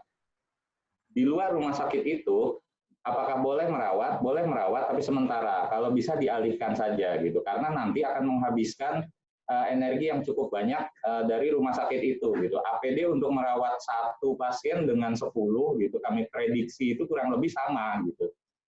dokter spesialisnya, perawatnya, dokter umumnya gitu. Nah, untuk mengurai hal-hal itu kami buat rumah sakit jejaring. Jadi total ada sampai saat ini ada 64 rumah sakit DKI Jakarta yang kita rekomendasikan bisa merawat. Privilege-nya apa rumah sakit itu? Nanti Dinas Kesehatan akan membantu pertama SDM. Kami rekrut relawan, langsung dipegang oleh BKD. Tadi ada yang menanyakan tidak bisa Dinkes sendiri. Oh betul Pak, gugus tugas di DKI Jakarta, ketuanya gubernur. Kami hanya, Dinas Kesehatan itu hanya kepala bidang kesehatan. Logistik itu langsung diambil alih Biro Tata Pemerintahan. Gitu. Jadi contohnya seperti itu. Jadi kami tidak mengurusi logistik lagi, kecuali mungkin untuk distribusi. Dan itu anggota bidang kesehatan itu semuanya masuk, Bidokes masuk, Esdam masuk gitu. Jadi TNI, Polri, semua angkatan itu ikut di bidang kesehatan. Jadi semuanya ikut berperan, tidak hanya kita sendiri gitu. Lalu selanjutnya yang menjadi masalah adalah laboratorium, karena Golden Diagnostic masih menggunakan PCR. Ini yang terus kami genjot. Pak Gubernur kami meminta per tanggal hari ini, tadi selesai rapid, harus bisa 1.000 pemeriksaan sehari. Alhamdulillah kami bisa penuhi itu, bahkan lebih 1.600 kapasitasnya sekarang di DKI, tetapi tidak sendiri. Kami tidak hanya Labkesda, tidak hanya Litbangkes, kami ada 18 laboratorium jejaring gitu. Jadi kami juga mengambil peran swasta dalam hal ini, tetapi tetap kualitasnya, pelaporannya itu di bawah kendali Dinas Kesehatan. Seperti itu. Lalu yang terakhir kami ingin share mungkin masalah data. Masalah data ini penting. Tadi ada Bapak Ibu yang menyinggung bagaimana ketersediaan APD 1 hari ke depan, 2 hari ke depan gitu. Kami di DKI Jakarta membuat dashboard Bapak Ibu, namanya DKI Tanggap COVID, yang itu sudah terhubung ke sistemnya RS Online Kemenkes. Yang mudah-mudahan nanti RS Online Kemenkes juga terhubung ke BPJS dan yang lain-lain. Di situ kami bisa memantau kondisi logistik yang ada di rumah sakit rujukan gitu. Agak repot kalau harus menanya satu-satu gitu. Jadi semua logistik dikumpulkan di gugus tugas. Setelah itu kami membantu proses distribusi. Distribusinya kemana dan berapa itu bisa kita lihat di dashboard DKI Tanggap COVID itu. Gitu. Jadi kami buatkan dashboardnya yang harus diinput oleh rumah sakit secara berkala. Rumah sakit mungkin akan repot karena harus mengisi A, B, C. Nah, khusus untuk dashboard ini kami menggunakan peran serta dari relawan. Ini kalau di DKI ada PNS-nya sebagian itu work from home. Jadi yang work from home ini kami dedikasikan untuk membantu rumah sakit sebagai tenaga administrasi. Nah, kurang lebih begitu hal-hal beberapa poin yang sudah dikerjakan DKI Jakarta. Mudah-mudahan bisa menjadi bahan diskusi. Izin Pak Andre sementara seperti itu dulu. Baik, terima kasih. Jadi Ibu dan Bapak, kita mendengar bagaimana DKI meningkatkan kapasitas dengan cara yang pertama kolaborasi dulu ya, dengan sektor yang lain. Kedua, menggunakan teknologi informasi untuk pemantauan. Dan tantangan-tantangan untuk pelayanan juga dibuat stratanya. Siapa yang mau ikut, siapa yang tidak mau ikut, rumah sakit itu ada kriteria yang jelas. Kebetulan di Jakarta banyak sekali rumah sakit sehingga untuk menseleksi sangat memungkinkan. Dan yang menarik tadi disampaikan bahwa di DKI pantauan logistiknya itu bisa akurat dan real time ya. Jadi kalau kita berangkat berperang, yang paling penting itu logistik. Jangan sampai kita nggak tahu kita punya logistik berapa, ada di mana, dan kapan bisa dimanfaatkan. Ya, kita sudah dengar best practice dari Jakarta. Terima kasih, Pak. Baik, ada komentar dari Dr. Indro? Dari yang lain, yang dari dinas yang lain. Karena kan saya lihat ini di sini ada yang sudah sangat top seperti DKI, ada yang mohon maaf dari Sumatera Selatan itu bahkan skenario-nya belum. Nah itu ini kan banyak diskrepensinya. Monggo kita harapkan dengan workshop yang pendek ini itu bisa kecil jarak antara yang sudah sangat siap dan yang belum siap. Itu. Ya, kami persilahkan Bapak dan Ibu dari Dinas Kesehatan yang lain.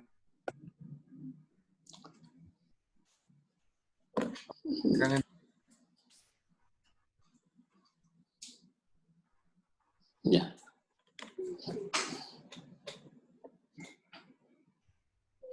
Halo Bapak dan Ibu, ada yang ingin disampaikan? Mungkin kita tanya dari Bali, Pak Hendro. Ya, mau silakan dari Bali itu karena juga termasuk yang merah tua, yang merahnya juga. Dinkes Bali ada?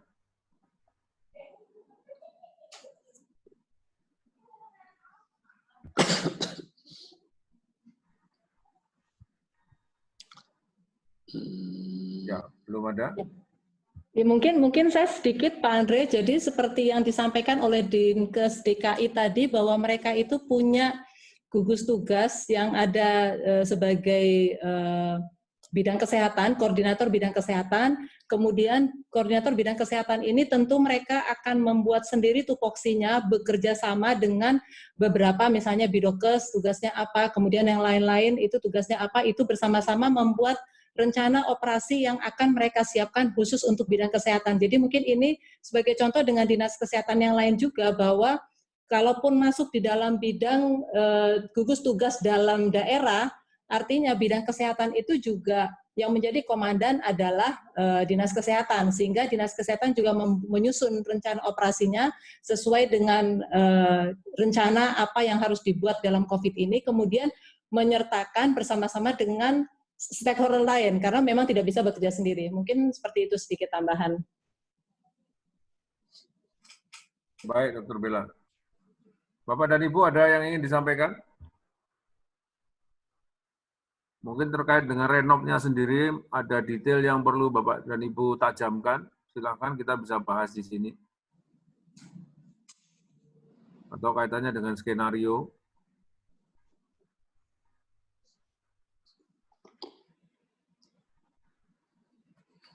Ya. Silakan Bapak dan Ibu, jika ada yang ingin disampaikan.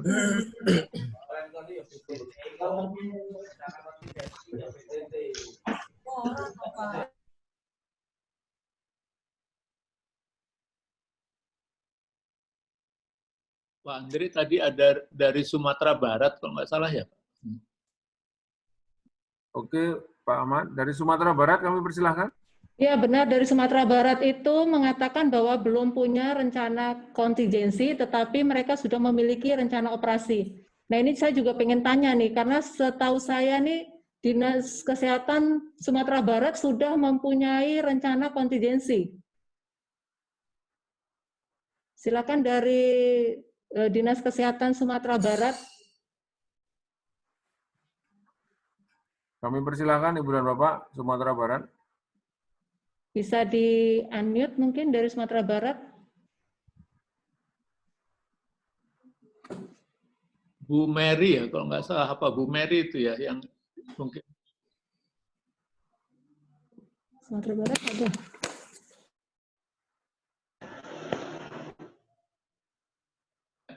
Ya ini Bu Mary, silakan Bu Mary. Oh itu Mary. Ya, silakan Ibu. Karena tidak tertulis namanya dari Dinas Kesehatan mana, jadi kita tidak tahu. Tapi sudah di-unmute. Silakan Bu Mary. Bu Mary.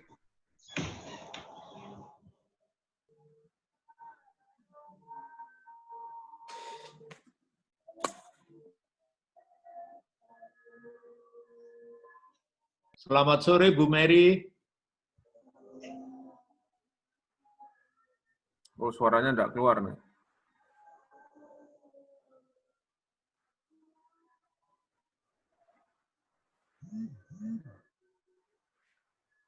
Bu Mary, suaranya tidak keluar. Kami melihat ada sinyal memang, tapi soundnya mungkin ada yang harus di setting lagi.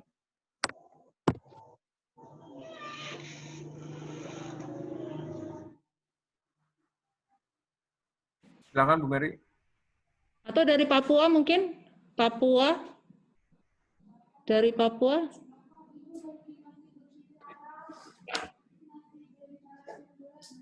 Silakan dari Papua. Ya, selamat sore. Ini Pak Kadinkes Papua, Pak Andre, Pak Indro, ini beliau Pak Robi, Kadinkes Papua. Ya, ya, silakan Bapak dari Papua. Ya, nama saya Robi Kayame, Kepala Dinas Kesehatan Baru. Oh, Papua. salam kenal Pak. Ya, ini yang pandu kita ini dari Jogja. Apanya? Dari Jogja ke Jakarta. Dari Jogja, Pak. Jogja, Pak ini. Ya, saya juga alumni Jogja. Wah, Oh, sama dong. ya. Alumni Jogja juga. Ya. Ya. Bagaimana situasi di sana, Bapak?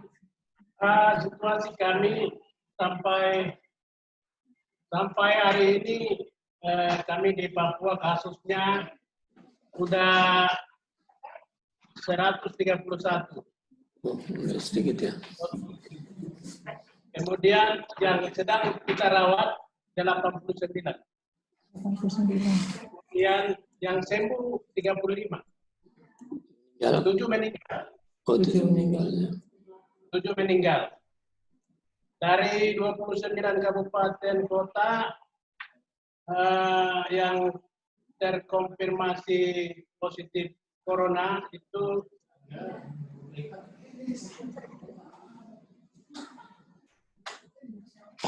11 kabupaten. 11 kabupaten. 11 kabupaten sudah laporkan positif corona. Dari 29. Jadi sekitar 18 ya masih belum dilaporkan positif. Begitu.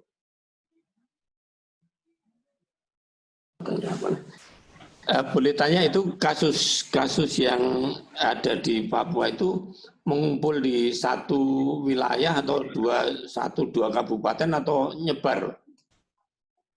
Ya, kasus yang terbanyak di Jayapura, kemudian di Timika, kemudian di Merauke, kemudian Jayapura Kota. Wih, jauh itu dari Timika, Merauke, Jayapura, mana lagi Pak? Jayapura Kota. Nabire. Oh, Nabire. Nabire, iya. Belum ada di tempat lain ya Pak ya? Di tempat lain lagi? Wamena ada, Wamena. Oh, Wamena. Wamena, waduh jauh-jauh. Ya. Enggak, saya membayangkan kan Pak seperti itu. Jadi jangan sampai melebar lagi. Jadi dengan Papua yang transportasinya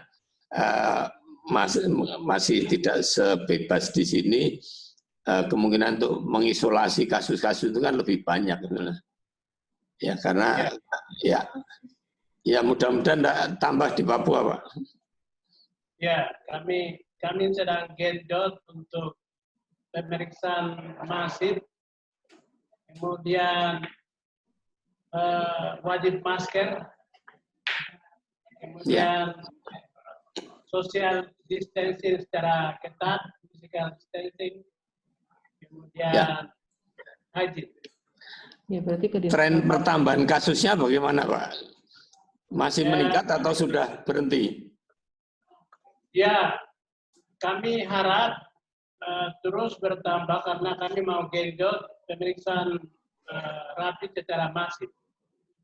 Oh ya, ya walaupun rapid testnya dimasifkan, tapi harapannya tidak tambah kasus baru, Pak. Ya, harapan seperti itu. Jadi, karena perhitungan kami masih ada di masyarakat itu sekitar 300.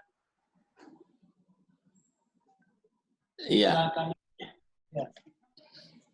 Oke Pak, mungkin kalau boleh kami tanya Pak, rencana penanggulangannya seperti apa Pak ya? Ya, rencana penanggulangan ya kami Pertama, sosialisasi dan dukungan dari masyarakat, kemudian pemerintah, supaya mobilitas penduduk ini bisa ditekan. Kalau pesawat dengan kapal laut sudah berhenti sejak tanggal 26 Maret. Dan kami menjadi kendala adalah banyak masyarakat yang pindah ke kabupaten satu ke kabupaten lain. Itu menjadi potensi penyebarannya. Dan kami juga sedang minta dukungan dari pemerintah provinsi, kabupaten, kota untuk bagaimana menekan mobilitas penduduk. Oke, Pak. Itu. Kemudian yang kedua, kami sedang menggalakkan sosialisasi. Sosialisasi supaya masyarakat mengerti bagaimana cara pencegahan dan pengendalian. Kemudian kami juga telah membangun gugus posko COVID di seluruh kabupaten kota. Dan seluruh rumah sakit yang ada di Papua, kami ada 45 kabupaten, 45 rumah sakit, 16 rumah sakit itu rujukan COVID.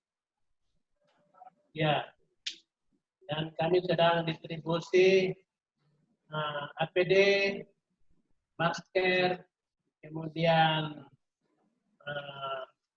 kami dorong pemeriksaan rapid test secara terencana untuk mencari kasus-kasus di masyarakat. Terima kasih. Oke, terima kasih Bapak.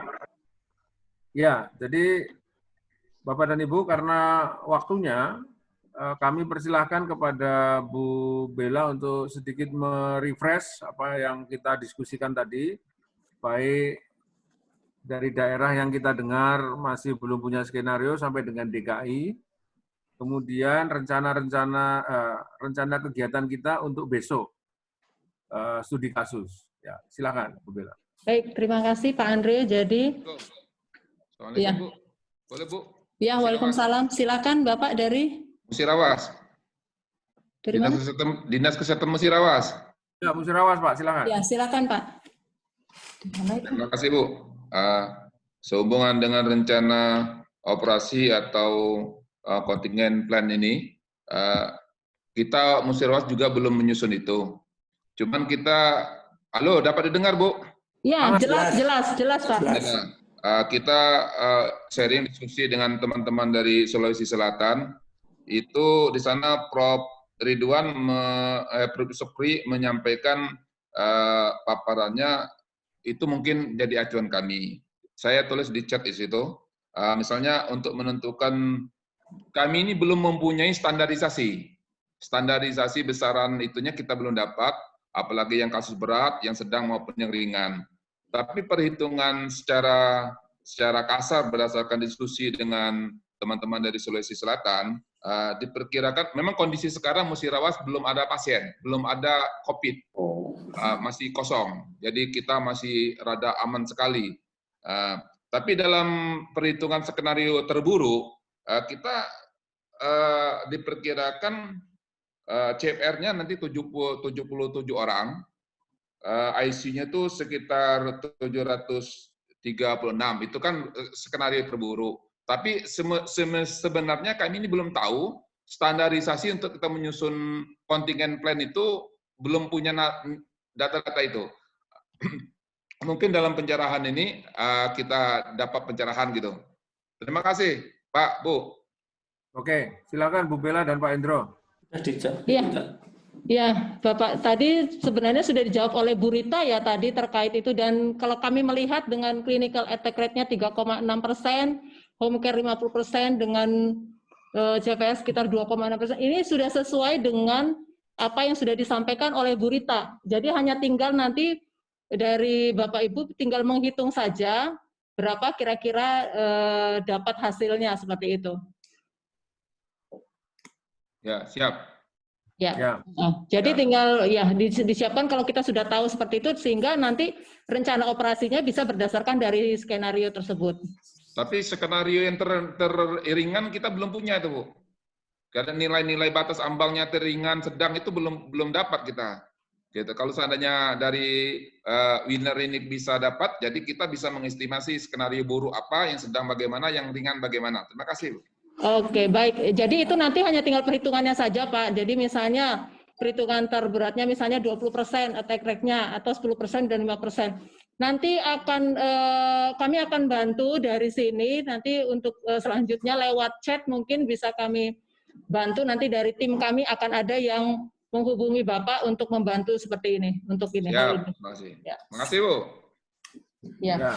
Baik. Assalamualaikum Terima warahmatullahi kasih. wabarakatuh. Waalaikumsalam. Ya. Jadi kalau yang saya bisa simpulkan, mungkin bukan simpulkan juga ya, tapi dari diskusi yang ada kita dari tadi sampai saat ini, jadi memang beberapa hal dari beberapa dinas kesehatan memang seperti yang sudah disampaikan Dr. Hendro, ada yang memang sudah siap dari mulai penghitungan, gugus tugas, dan juga rencana operasinya, tetapi ada yang dinas yang belum siap untuk menghitung attack rate-nya ataupun menghitung kebutuhan skenario mereka. Sehingga memang dari sini bisa kita sampaikan bahwa dalam rencana operasi Bapak Ibu sebenarnya dari situ Bapak Ibu bisa menghitung kemudian menyusun rencana operasi berdasarkan 6 item yang sudah disampaikan tadi, berdasarkan dari komando dan koordinasi, surveillance, formasi dan non-formasinya, kemudian komunikasi risikonya. Dari berdasarkan itu nanti akan tercapai rencana-rencana yang sudah Bapak Ibu bisa siapkan. Dan ini tidak bisa bekerja sendiri, bekerja sama bersama-sama dengan stakeholder lainnya. Mungkin itu yang bisa saya sampaikan. Kemudian untuk besok kita akan berdiskusi terkait dengan kasus. Nah ini mungkin kasusnya bisa Mbak Putu mungkin yang menyampaikan. Kasusnya nanti akan dikirim ke ke timnya Pak Ahmad supaya ini disirkulasikan, Bu. Oke, baik. Jadi artinya besok kita akan berdiskusi mulai pagi karena besok hari Sabtu kita pagi, kemudian nanti akan ada kasus yang akan disampaikan. Nanti Bapak Ibu silakan mempelajari kasus tersebut. Ini sudah ada di-share juga sebenarnya di website bencana www.bencanadeskesehatan.net. Silakan nanti ada deskripsi kasus, diklik di situ. Silakan Bapak Ibu bisa membaca dan besok kami harapkan karena ini kasus, jadi kami sangat berharap ada kepala dinas, kemudian ada staf yang mendukung, artinya dari bidang operasional, di bidang operasi, bidang logistik maupun bidang perencanaan ada ikut di dalamnya, sehingga nanti diskusi ini bisa lebih lebih baik ya untuk besok. Mungkin dari saya itu Pak, nanti silakan Bapak Ibu dari Dinas Kesehatan melihat kasus dan melihat masalah-masalah apa dan kira-kira perencanaannya. Begitu Pak Andre. Baik, terima kasih. Kepada tim panitia bisa ditampilkan lagi jadwalnya. Jadwalnya tolong Mbak. Yang barusan disampaikan, yang baru saja disampaikan. Yang barusan ya. Ya, ini hari Sabtu. Ya. Jamnya masih. Ya, hari Sabtu ini kita perlu kesepakatan kepada Ibu dan Bapak, apakah kita mulai sore atau mau pagi? Harus beda.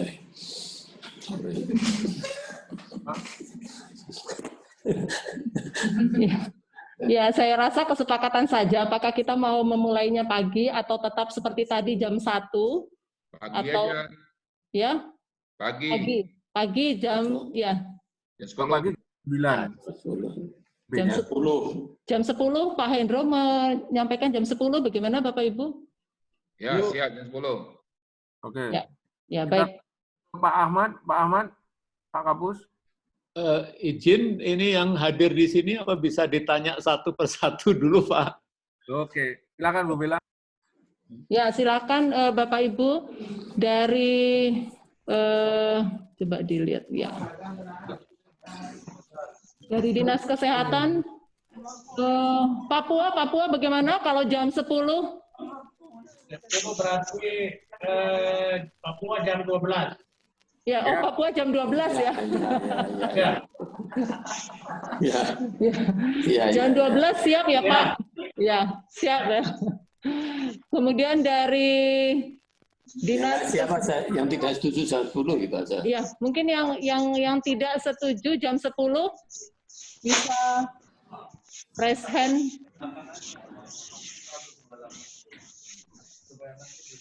Dari Sumatera Selatan 7.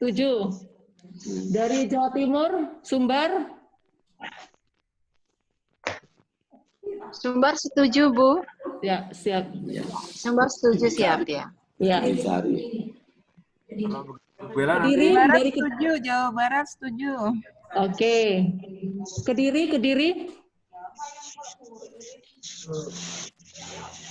Kediri bagaimana Kediri jam 10 siap? Ya oke Bu Bella, sepertinya oke. Sepertinya semua oke ya Pak? Jadi nanti kita buatkan pengumuman susulan supaya bisa dikalkulasikan oleh Pak Kapus. Ya. Para undangan. Jadi ini di mute terbatas pesertanya.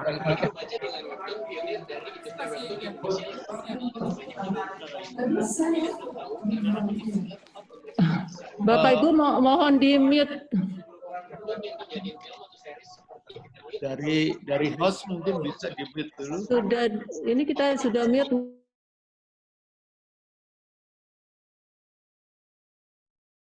Oke, sudah Pak Andre di unmute. Yang Pak Andre di unmute. Ya, silakan Pak Andre. Ya, terima kasih. Jadi kami sangat berharap kepada Ibu dan Bapak untuk berpartisipasi aktif. Besok kita mulai jam 10 untuk diskusi kasus. Materinya sudah ada di dalam website yang Bapak Ibu bisa lihat linknya di dalam grup chat kita. Nah, harapannya Ibu dan Bapak ketika kita membahas kasus nanti Ibu dan Bapak bisa lebih aktif lagi untuk berdiskusi.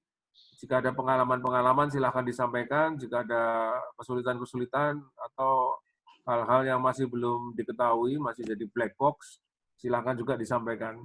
Karena di dalam tim ini ada pencatatnya yang akan menanyakan ke sumber-sumber yang kredibel untuk menjawab pertanyaan Ibu dan Bapak.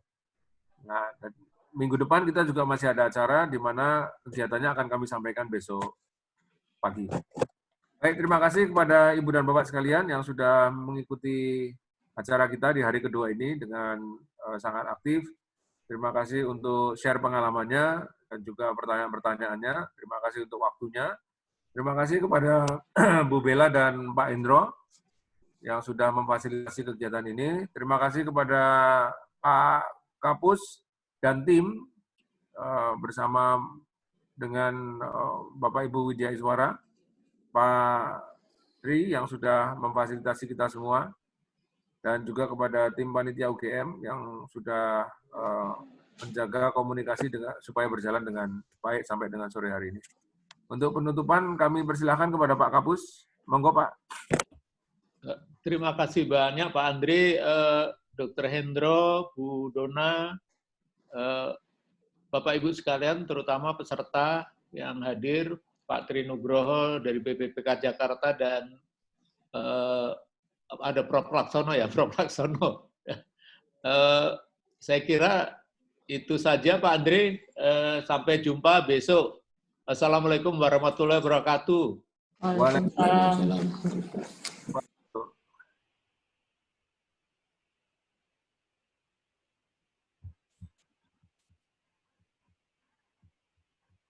Sampai ketemu. Sore, Prof. Selamat sore, ya. Sukses. Ya. Ini masih uji coba nih, Prof. Ya, iya. Menarik sekali. Ya. Terima kasih. Sukses Pak Ahmad. Salam Prof. Oh, Pak Dedi. Yuk.